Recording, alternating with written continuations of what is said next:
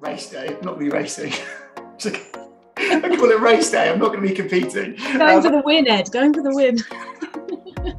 Pop this one. Oh yes, branded pup. Look at that. There we go. I just get really bored.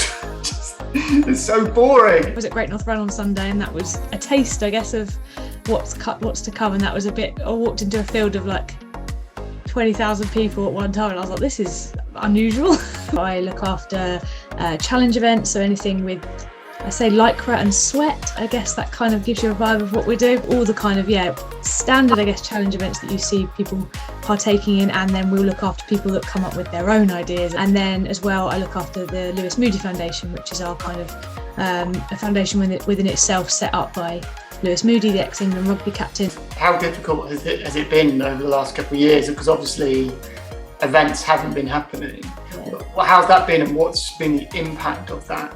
It goes without saying, the fundraising, I guess, the amount people have been able to do, it's been amazing, and people have dug deep, people have thought, outside the box. I think everyone kind of did and got thrown into the virtual world, and we had plenty of virtual kind of fundraisers off their own backs, and we launched 2 virtual events in the summer, which I think we probably wouldn't have done. I think COVID definitely twists our arms to look at new ways of fundraising. It's been a real big impact on the charity in terms of the funds raised, and then ability therefore to fund new research, which is what we always want to be doing, is looking for what we can do next and what we can improve on.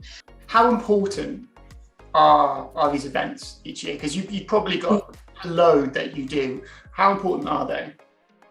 Yeah, so we have, in terms of the fundraising events and the challenge events, that is a big part of the kind of portfolio, I guess, of what we have. So events brings in a set around 2 million was where we were looking at as a pre-COVID charity. So it was a huge chunk of income. If there's a scale of sort of everyday sort of stuff that people organise to the most extreme, what would you say are sort of the two ends of the spectrum? You've got your things, the standard like bake sales. We've got collections at work, mufti days. Lewis Moody Foundation, I guess, is the most extreme.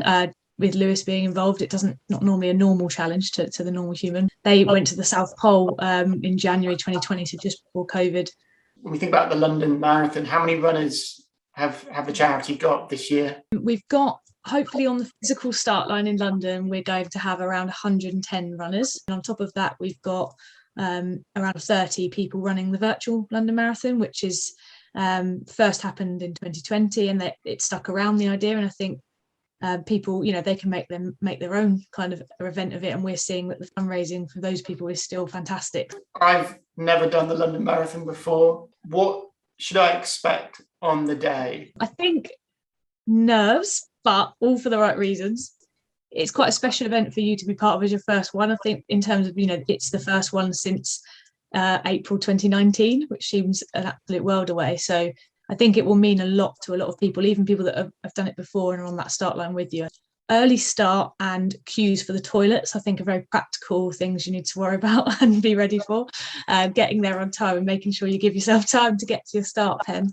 Don't wear earphones. I think I know people might train with music, but you Tower Bridge, you've got to at least take them out for Tower Bridge. On Friday, I went out and did 14 miles. And I treated it like race day, in that I got up early. Race day, I'm not going to be racing. I call it race day. I'm not going to be competing. Going for the win, Ed. Going for the win. I was chatting to my brother the other day. He's like, "How's the training going?" I'm like, "Oh, it's tough." He's like, "Well, yeah, but you got to be competitive." I'm like, "What are you talking about? Like, what are you talking about?" He's like, "Well, you got to be in it to win it." I'm like, "You have no idea what it's like." Have you got the iron-on letters for your name on your vest or something? That's the biggest bit of feedback I got. If you have your name on it, people will shout, and it's just the best motivation. So I think I've got to actually start taking this a bit seriously now. It was well over a year ago that I put my application in, and I can't believe how quickly it's come around. Yeah, it's terrifying. Just going from chuck an application in, why not? It will get taken by all the corporate folk in London. When it's like, "Oh no, you're going to do it." I'm like, "Oh, okay, okay, all right, I can do this. This will be fine." What's your Oh, plan in terms of training now? Because like it is that what are you when you my start training. Oh, yeah, it's been not as structured as I'd liked, just because I just been having these niggles and injuries, and my dog's coming to say hello.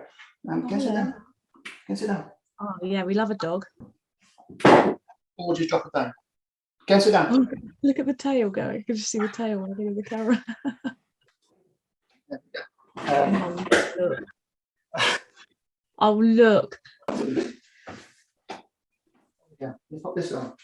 Oh yes, branded pup. Look at that. There we go. Now you've done you have completed branding. That is literally The branding is complete. There we go. My training's been. I've just had niggles after injury. That's a protest right there. that is a protest. I've just had niggles after little injuries. Ibuprofen is an amazing thing. So they're going away, or they're just being masked? Knocking them out, it'll be fine. I just get really bored. It's so boring. Like running is so boring. I have no idea how people do it. It's boring. It's so boring. This event is known as the biggest, let alone it being a run, it's the biggest single fundraising event on the planet. No event brings this much in. It happens to be a run, and it happens to be people putting themselves through absolute hell, and probably comfort zones are left well alone for a lot of people. So, people are earning it, definitely, I'd say, is one thing. But also after the year we've had, charities missed out on this event last year. And yes, there was the virtual event, and people really did take and do their own. But, for us, let alone other charities, we would aim to raise around £350,000 from this one event, and we probably raised 40. So it's a huge impact on any charity that is involved in this event. It is a big chunk of their income, and if people can support it in any way possible, or the people doing it, it has massive impacts for what that charity can do or can't do in that year. One of the biggest things we're funding, and it's quite a good example in the amount of money this event brings in, is around that 450,000 mark. We've got the most recent research we are funding is a clinical trial, stage 2 trial into the use of cannabinoids treating glioblastoma cells. We are funding the first kind of trial of its type into stage 2 of looking deeper into that, and how much can it stop the growth of a GBM. That is the most prevalent adult brain tumour, high-grade brain tumour that we see and we hear about and people are diagnosed with. You think how much money you were expecting to bring in for your London Marathon last year, and the fact that you only got, was it 40,000, did you say, for the extra? Yeah.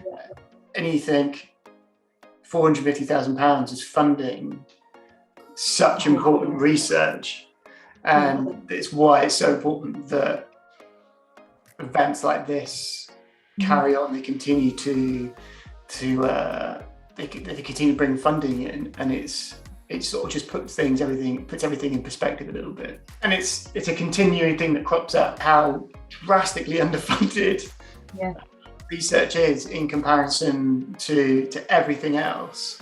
In fact, that with brain tumours, treatment and things like that just haven't changed at all because of a lack of research. Thank you for all the work that you're doing. I'm sure it's been incredibly difficult the last couple of years, and hopefully as things are getting back to normal, we'll be able to do more and more events.